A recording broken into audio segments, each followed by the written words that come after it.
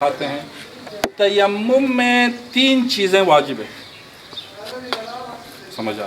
सबसे पहला, दोनों हथेली को, दोनों हाथों के हथेलियों को ऐसी चीज़ पे रखना या उस पे मारना कि जिस पे तयम्मुम करना सही हो। पहले मैं ये बता दूं, तयम्मुम किस चीज़ पे की जाती है?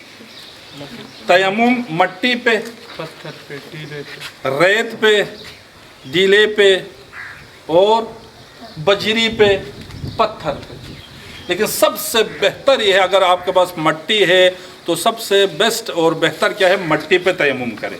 अगर मट्टी नहीं है तो उसके बाद का जो दर्जा है वो ढीले, ठीक है ना जी, उस पे आप तयम्मुम करें। या बजरी, जो छोटी बजरी होती है ना, उस पर भी तयम्मुम कर सकते हैं। रेत पे भी तयम्मुम कर सकते हैं, गीले पे भी तयम्मुम कर सकते हैं, पत्थर पर भी तयम्मुम कर सकते हैं। समझ आ रहा है ना? या इसी तरह जिप्सम वगैरह जो मार्बल है उस पे भी तयम्मुम करना सही है, ठीक। लेकिन घास फूस पे तयम्मुम करना सही नहीं है। इंशाल्लाह वो तफसीलात बाद में बताऊंगा। अब आते हैं हम तयम्मुम करने का तरीका।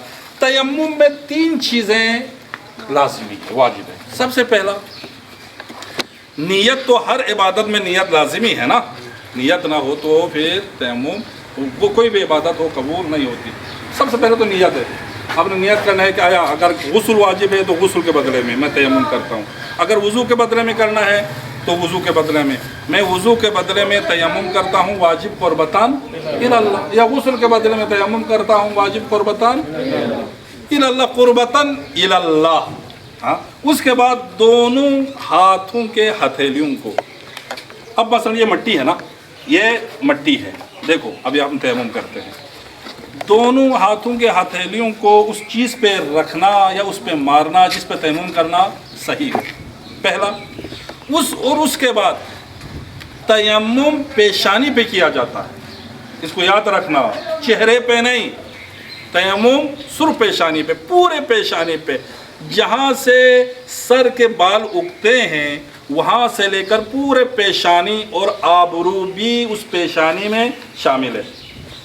नाक के उभरे हुए हिस्से तक मसह करना है, समझ आया? आपके हाथ के जो हथेली है जिस पे मट्टी लगी है ना, उस हाथों के हथेली से पूरे पेशानी पे और आबरू समेत नाक के उभरे हुए हिस्से तक मसा करना, पहला। और उसके बाद बाएं हाथ की हथेली दाएं हाथ के कलाई पे रखना है, ये कलाई, इसके पुश पे यहाँ पे रख के मसा करना। अभी हम करके आपको दिखाएंगे। और उसके बाद दाएं हाथ की हथेली बाएं हाथ के कलाई पे रख के बाएं हाथ के पुश पे मसा करना। कितनी चीज़ें हो गई?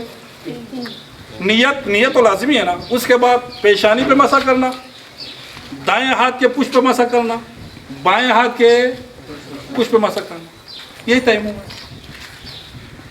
समझ आ रहा है? लेकिन एहतियात मुस्तहब ये है, फिर एक मरतबा दोबारा दोनों हथेलियों को मट्टी पे मारा जाए, उसके बाद फिर पेशानी पे मसा नहीं करना, सिर्फ हाथों के पुश पे मसा करना है, वही तरीका। अब आए हम करके प्रैक्टिकल तौर पर आपको, नौजवानों को अच्छा दिखाते हैं। अब देखो, पहला हम तयम्मुम करते हैं। मसलन वज़ू के बदले में तयम्मुम करता हूँ वाजिब क़ुर्बतान।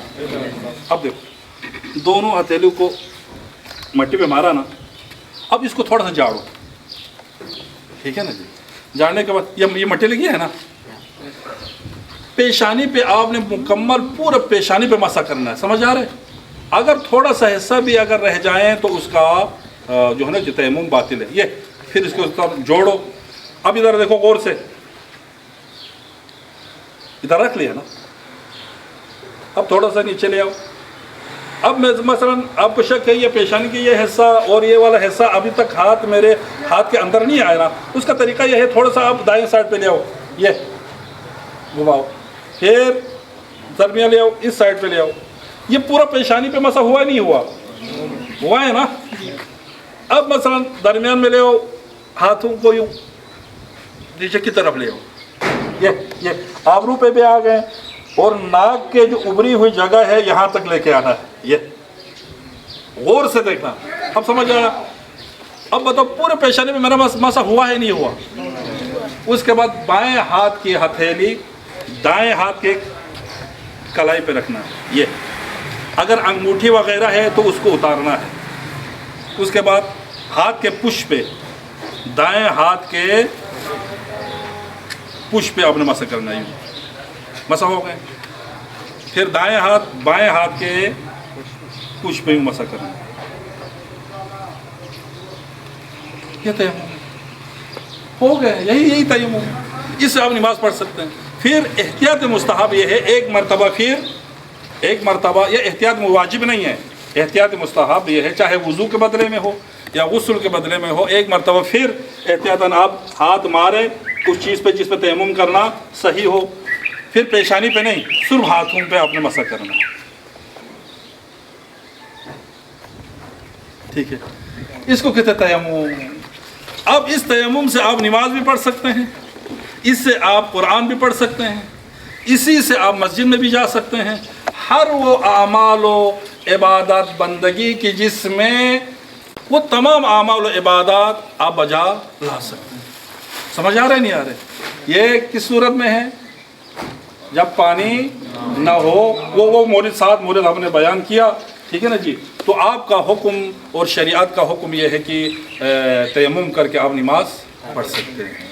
ٹھیک ہے. اب کوئی بچہ آئے آ کے مجھے کر کے دکھائیں تیمم. کون تیار ہے؟ کون آئے گا؟ آپ آ جاؤ. اب یہ آپ کو کر کے دکھائے. سمجھ میں آیا نا مکمل؟ اب ادھر آ کے آپ تیمم کر کے دکھاؤ. یہ آپ کے سامنے ابھی تیمم کر کے دکھائے گا.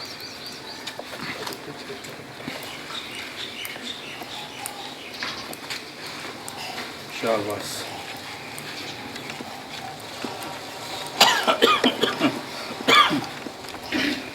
سب سے پہلے تیمم میں یہ بتاؤ کتنی چیزیں واجب ہے؟ 4 چیزیں. ہاں، پہلی نیت تھا. اس کے بعد ماتھے پہ مٹی لگانا،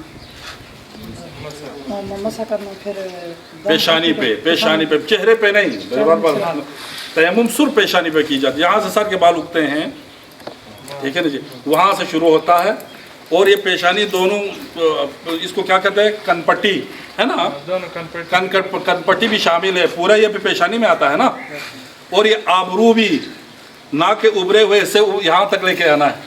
سمجھ آ رہے اب کر. اور اس کے بعد بائیں ہاتھ کی ہتھیلی دائیں ہاتھ کے کلائی پہ رکھنا ہے. اس پہ مسح کرنا ہے. اور اس کے بعد دائیں ہاتھ کی ہتھیلی بائیں ہاتھ کے ہتھیلی پہ رکھ اس پہ مسح کرنا. بس کر کے دکھاؤ.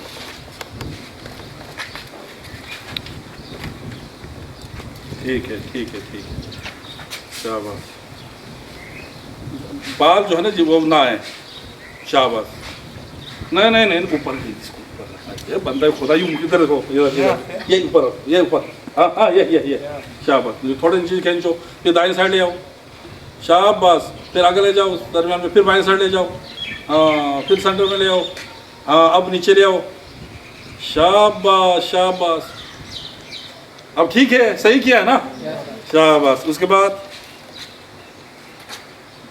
ہاں اس کے بعد ٹھیک ہے. اس کو بند کروں کر کے تاکہ نہیں اس ہر جگہ پہ جو ہے نا جی وہ پہنچے. شاباش. یہ ہے مسا. یہ تیمم ہے. پھر ایک مرتبہ پھر مارو. یہ مستحب ہے. دوسری مرتبہ صرف ہاتھ. جی.